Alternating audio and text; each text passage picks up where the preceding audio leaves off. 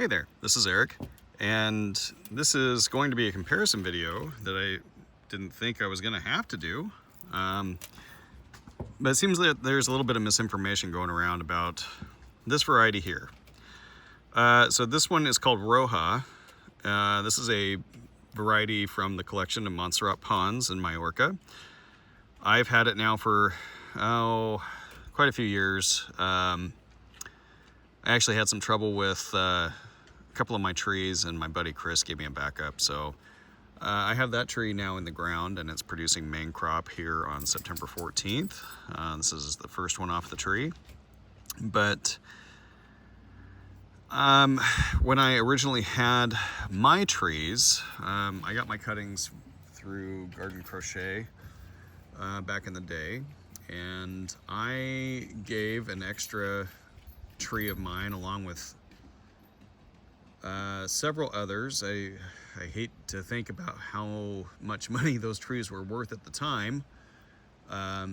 Gave them to another new grower, just getting into figs at the time, just as a fun, welcome to the hobby kind of thing, right? And there's been, I don't know, maybe some miscommunication or something, and somewhere along the way, an opinion about Roja has been perpetuated that says that this is a Mount Etna, or that I claimed it was potentially a Mount Etna. I never made any such claim. So I want to clear the air on that one, and I want to compare the two and show you what the differences are. And before I got this fig, I researched the ever-loving you-know-what out of Pons' collection in this book. This is the Bible, as far as I'm concerned, for figs anyway, one of them. So I'm gonna open it up and show you right here in page 190. There's Roja. There's my Roja. So you can see mine's right, and the one that I had previously was right. It came from Garden Crochet, and it's spot on for what it is, minus the cracking. Ponds has the best climate in the world probably for figs, so mine's not cracking. It probably could have spent a little bit more time on the tree, but we're gonna cut it open anyway. But the reason I wanted Roja, and the reason I have this book and have done so much research, is because there's very few notable fig collectors like Pons that have done so much to record dates and specific conditions amongst their trees. So the reason I wanted this tree, this variety, is for the Breba production. This is what he says about the Breba. Let's see. The Brebas are ovoid, quite large, and a dark red color, and the figs are, on the other hand, ovoid, almost conical, medium sized, considerably smaller than the Breba, of a coppery purple color, which turn black at the end of ripening. Let's see. Where does he say? Here we go. It is a bifera variety with two crops, one of Brebas, which ripen at the end of June in Majorca and are highly regarded, and a second crop which ripens in the third week of August until the end of September. And both have a pleasant appearance, both in color and shape. The Brevas were a good source of food for fattening the pigs when there still weren't any ripe mature figs, also very highly regarded for fresh consumption by people. And furthermore, both harvests can be used for dried figs. The harvest is prolific with a high productive yield, both Brevas and figs, and there is a medium harvest period. So Not a long harvest period means they tend to ripen pretty quick on the tree, or they ripen in a large number on the tree. There's a substantial enough Breba crop, and it's a good enough Breba crop that it's grown for that production in Majorca. And these are people that know figs, okay? So, like I said, I did a ton of research on the Pons collection. I'm happy that I have this book, but we're gonna open these up and show you what the differences are. Now, we've had substantial, relatively substantial rain today, so I don't think these are gonna be the best figs in the world. But this is a fig off of my Bronx Italian Purple, which is a Mount Etna. This is Roja. We're gonna go through and look at the differences. And then I'll take you down and show you what the tree looks like. And you can see what he was talking about, where it's a productive yield and it's a medium ripening period, meaning you're going to get most of your figs ripening over a shorter period of time instead of one fig here, one fig there, and it lasts forever and you won't get the whole crop. It's more likely that you're going to get most of your crop from a tree like this. Okay. All right. So let's start with Bronx Italian Purple. This is a typical Mount Etna shape. Some slight cracking on the skin. Relatively closed eye. We all know what a Mount Etna looks like. Long neck, a little bit green. Like I said, probably not the ripest version of that. This one is, like Pons said, almost conical in shape, or cylindrical maybe. The stem, where it attaches to the tree, is not part of the fig. This is part of the tree, okay? There is no neck here. It's darker color. It changes from red to dark purple down here at the bottom, which is another thing that he says is significant about it. This particular fig is smaller than that one, but I've got bigger figs on the tree, so I don't think that's an issue. Cutting them open,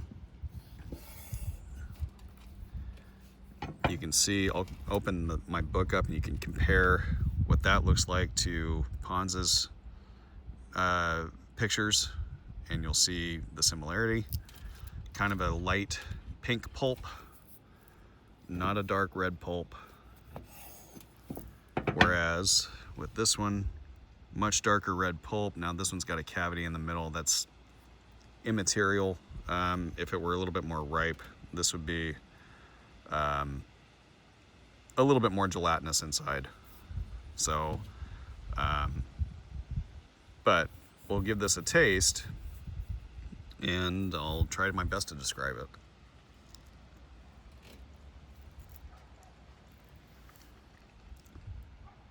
So it's very sweet. I'm a big fan of the Mount Etnas. If you watched my videos, you know that. They're very good. They're all very similar. This one is slightly tangy, probably because it needed a little bit more time, but a little bit of seed crunch. Overall, just a very good fig. It's berry forward.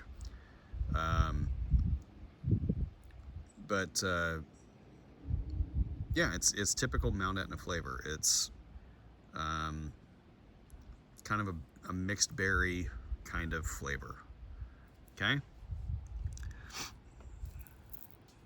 So with Roja, and we'll open this up and I'll show you again.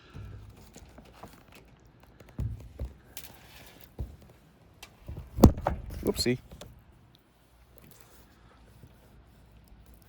That's what it looks like. So pretty darn close, and keep in mind that Pons's figs were more than likely caprified. But you can see, I don't know how well it comes in on camera, but in here I can see some of that yellow kind of color that I'm getting at the top there, and then the light red pink color down towards the ostiole.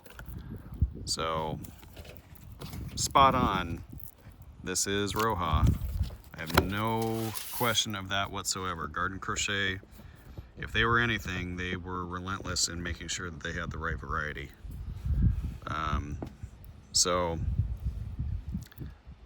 I do the same. I try to make sure that my varieties are true to type at all times. So we'll go ahead and give this a taste and see what it looks like, or see what it tastes like, rather.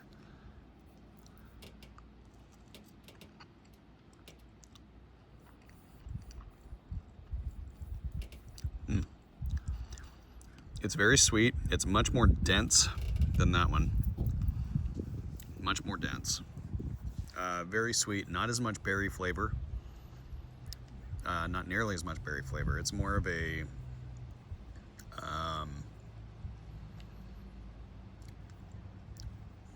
how would I describe it? More closely related to like a mission fig. It's a fig flavor. It doesn't have the dark berry flavor that the Mount Etna has. So, now, granted, that was the first fig off the tree. It's the first fig I've had of it. It's this is the first year in ground for that tree. So as it gets dug in and gets a little bit more established, I'm sure those flavors will develop more, and I'll have a better representation of it, you know, in coming years. But for the time being, I don't think there's any question about whether or not Roja is a Mount Etna. It's not. I'm not sure where that opinion came from, or how far or how widespread that opinion has become, but I wanted to get out in front of that. Just as a point of public service. You know, this hobby is hard enough as it is, with 500 different Etna varieties, and everybody claims that theirs is the best. Well, yeah, maybe, but here in my yard, they all pretty much taste the same. Same thing with the Adriatic, same thing with the LDA types, same thing with, you know, the mission figs and that kind of thing. They all pretty much taste the same. So it's up to us, the hobbyists that are in here, trying to not spread misinformation, to call it out when we can, and try to do it with facts and not be, you know, ostentatious about it at all. I don't have an agenda here. I want to make sure that that is cleared, and people have confidence when they're looking for a Roja fig. If it's from a reputable seller, you have confidence in knowing that it's not another Mount Etna. That's my goal. Okay. All right. So I'm going to pause it here. We're going to go down and look at the Roja tree, and you can see how many of them are coming on right now. All right. So we're walking over here to Roja now. Remember, if you've been following me, when I planted this tree, there was another branch that was coming out here. Of course, it got broken off over the winter. So the good news is I've got a nice little side spur coming up down there, and eventually I will cut off here where that damage is, and I'll have a nice fresh tree to grow next to my DTE. But this is what the Roja looks like, and I'm not going to get too close because the yellow jackets seem to love figs, but you can see how many of these figs are ripening.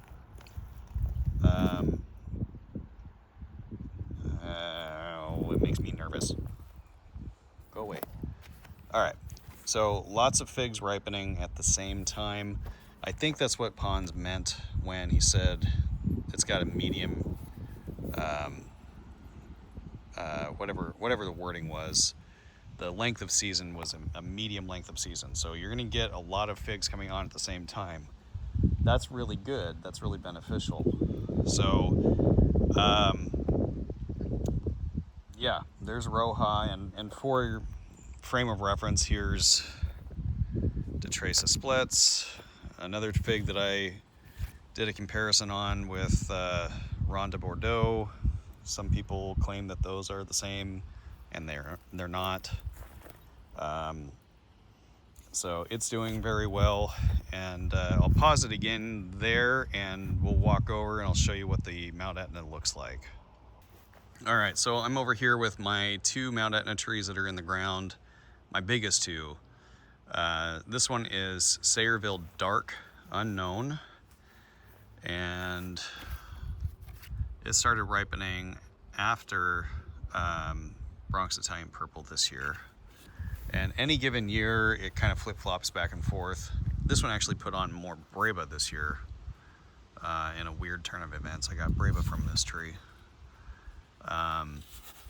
But they are pretty much the identical trees. So these are what the figs look like, and they're, you know, timing-wise about the same as Roja, but these are earlier than Roja for main crop. But again, the reason that I have Roja in the ground is for Breba production. These, if you get Breba, it's kind of an odd 1 or 2 here and there. It's not something that you would grow for the purpose of having Breba. So hopefully that's showing up on camera. Having a hard time getting my lens to focus there. So the difference being, these are great for main crop. That's why I have these trees in ground. Roja, I wasn't sure if I would get main crop at all. The reason I have it, again, just to reiterate, is for the Breba crop. So if it is early enough to produce main crop every year, cool, that's a bonus. But I don't rely on it for that. Whereas Mount Etna's, if you get Breba, that's a bonus. And you're growing those for the production of main crop. Okay? All right, I hope that helps clear the air and, you know, dispel some of the misinformation that seems to be out there about that. Again, I don't know where it came from. I think it's just maybe crossed wires of communication somehow or another, and hopefully that clears things up. If you have Roja, or if you want Roja, and you're in the Pacific Northwest and you're getting it from somebody reputable, you know, have confidence in knowing that it's not just another Mount Etna. All right? All right, take care.